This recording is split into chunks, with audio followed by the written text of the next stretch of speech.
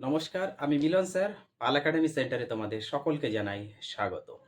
আজকে ক্লাস 6 এর অঙ্ক বইয়ের যদি তোমরা কোষে দেখি 1.4 এই অধ্যায়টি অথবা তোমাদের বইয়ের পেজ নাম্বার 34 বার করো, তাহলে সেখানে তোমাদের 4 দাগের যে অঙ্কগুলি আছে সেই অঙ্কগুলি আজকের এই টিউটোরিয়ালে আমি তোমাদের সাথে সম্পূর্ণ বিস্তারিত আলোচনা করব।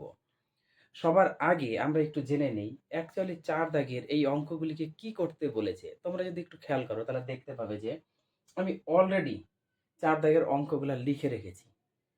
তাহলে আমরা 4 দাগের প্রথমে হেডিংটা একটু পড়ে নিই। কি করতে বলেছে? দেখো, বলেছে যে দশমিক ভগ্নাংশগুলিকে সামান্য ভগ্নাংশে লিখতে বলেছে। তার মানে এই যে A B C D E 5টি অঙ্ক আছে, এই 5টি অঙ্ক প্রত্যেকটাতে দশমিক আছে।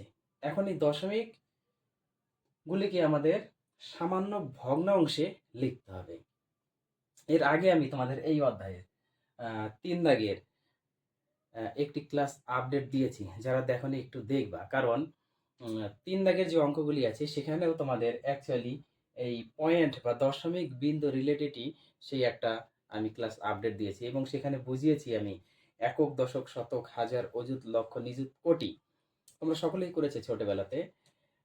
একক থেকে যদি আমরা বাঁ দিকে আসি তখন আমাদের এই সংখ্যাগুলো অ্যাকচুয়ালি হয় একক, দশক, শতক, হাজার, এইভাবে আমাদের এগোতে থাকে। আর যখন আমরা ডান দিকে যাব মানে এক ঘর গেলে, এককের পরে এক ঘর গেলে সেটা হচ্ছে দশমাংশ হয়ে যায়। তার মানে একটা পয়েন্ট থাকলে আমাদের দশমাংশ। যখন দুটো পয়েন্ট থাকবে তখন আমরা বলি হচ্ছে শতাংশ বা শতমাংশ আমরা বলে থাকি। যখন তিনটে আমাদের পয়েন্ট থাকে তখন সেটাকে বলে হচ্ছে সহস্রাংশ। তার মানে আমাদের প্রথম যে এ নাম্বার অঙ্কটি আছে, একটু এবার খেয়াল করো। এ নাম্বার যে অঙ্কটি আছে কত আছে দেখো, 0.3, তাই না? 0.3 তার মানে কি এক ঘর পরে আছে। তাহলে এক ঘর পরে পয়েন্ট মানে আমরা সবসময় কি বলবো সেটাকে? দশমাংশ। যদি দু ঘর থাকে তাহলে সেটাকে আমরা বলি শতাংশ। তিন ঘর থাকলে সহস্রাংশ। যদি এইভাবে মনে রাখতে পারো তো খুবই ভালো। আর যদি মনে না রাখতে পারো তাহলে এই দশমিক বিন্দু ওঠানোর প্রসেস হচ্ছে তোমাদের, এই বিন্দুটা উঠে গেল, সব সময় নিচে এক হবে সব সময়।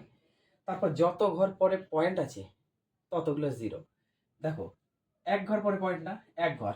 সবসময় আমরা বাঁ দিক থেকে ডান দিকে ঢুকবো, তাহলে বাঁ দিকে হচ্ছে 3। এবার ডান দিকে যদি এগোই তাহলে এক ঘর পরে পয়েন্ট মানে এক তো হবে সবসময়। প্রত্যেকটি অঙ্কের ক্ষেত্রে এক হবে। তারপরে যত ঘর পরে পয়েন্ট আছে ততগুলো জিরো। তাহলে এক ঘর পরে পয়েন্ট আছে মানে এই যে হয়ে গেল শূন্য। তার মানে কি, এক ঘর পরে যদি পয়েন্ট থাকে আমরা বলি না দশমাংশ। দেখো এখানে কিন্তু 10 এসেছে মানে দশমাংশ। তার মানে এই এ নাম্বারের অ্যান্সার ইকুয়াল টু, এই জিরোর তো উপরে আর কোনো ভ্যালু নেই, তার মানে 3/10। তার মানে 3/10 হচ্ছে আমাদের অ্যান্সার। এবার যদি আমরা বি নাম্বার অঙ্কটা করি, দেখো বি নাম্বার আছে 0.21। দু ঘর পরে পয়েন্ট থাকলে আমরা কি বলি? শতাংশ, তাই না? শতাংশ কিভাবে আসে দেখো, এই যে পয়েন্টটা যখন আমরা ওঠাবো তখন এক তো হবেই। এবার বাঁ দিক থেকে ডান দিকে আসো, এক দুই, দু ঘর পরে পয়েন্ট মানে দুটো আমাদের জিরো। তাহলে মানে সমান সমান 21/100। তাহলে বোঝা গেল যে তোমরা যদি দশমাংশ মনে রাখো এক ঘর পয়েন্টকে তাও হবে। যদি সেইভাবে মনে রাখতে পারো তাহলে এক লিখে যত ঘর পরে পয়েন্ট আছে ততগুলো আমাদের জিরো বসাতে হবে। ওকে, দু ঘর ছিল দেখো শতাংশ, তাহলে 100 এসেছে। এবার সি নাম্বারটা দেখো, একটু সি নাম্বার অঙ্কটা কত আছে? 0.039। তিন ঘর পরে পয়েন্ট মানে হচ্ছে আমরা কি বলি? সহস্রাংশ। তার মানে এই পয়েন্টটা যদি আমরা উঠিয়ে দিই তাহলে অলরেডি নিচে এক হয়ে এক দুই তিন, তিন ঘর পরে পয়েন্ট আছে মানে এই যে হলো হাজার। এবার হাজারকে অ্যাকচুয়ালি বলা হচ্ছে সহস্রাংশ। বোঝা গেল? তার মানে সমান সমান আমাদের উপরে 39/1000। এই হচ্ছে তোমাদের 3 দাগের অ্যান্সার। আশা করি তোমরা বুঝতে পেরেছো। এইবার ডি নাম্বারে যে অঙ্কটি আছে সেটা দেখো। ডি নাম্বারে আমাদের কত আছে? 5.4, তাই না? তার মানে এক ঘর পরে পয়েন্ট আছে, তাহলে অবশ্যই দশমাংশ হবে, এক লেখে একটা জিরো। ওকে, তার মানে এটা হলো আমাদের 54/10। এটাকে যদি আমরা একটু ভাগ করি, 54কে যদি একটু ভাগ করি, 5 10 50 বিয়োগ করলে 4, তাহলে আমরা একটা এইভাবে রাখি, ওকে, ভগ্নাংশে পূর্ণাঙ্ক আকারে ভগ্নাংশে রাখি। তাহলে 4টা উপরে যায় আর 10টা নিচে আসে। তার মানে কি, ভাগশেষ যেটা, ভাগশেষ সবসময় উপরে যায় এবং যা দিয়ে ভাগ করলাম সেটা নিচে আসে। তার মানে 5 পূর্ণাঙ্ক 4/10। ওকে, তার মানে 54/10 মিনস 5 পূর্ণাঙ্ক 4/10। এই হচ্ছে তোমাদের অ্যান্সার।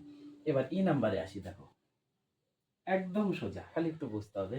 তোমাদের কত আছে, 102.035। ওকে, কোনো সমস্যা নেই। পয়েন্ট আমরা যদি উঠিয়ে দিই, উঠিয়ে 1 লিখে কত ঘর পরে পয়েন্ট আছে আমরা একটু জিরো বসাই, 1 2 3, তাহলে 3টা জিরো। তার মানে এই সংখ্যাটা আমাদের দাঁড়াচ্ছে অলরেডি 102,035/1000, তাই না? এবার এটা যদি একটু আমরা ভাগ করি, 102,035, এটাকে যদি আমরা ভাগ করি, হাজার 4টা সংখ্যা ধরি, তাহলে একবার যাবে, হাজার অক্ষে হাজার। ওকে, বিয়োগ করে দিই, 0 2, একটা সংখ্যা নামাই, 203 ছোট আর হাজার আমাদের বড়, যাবে না।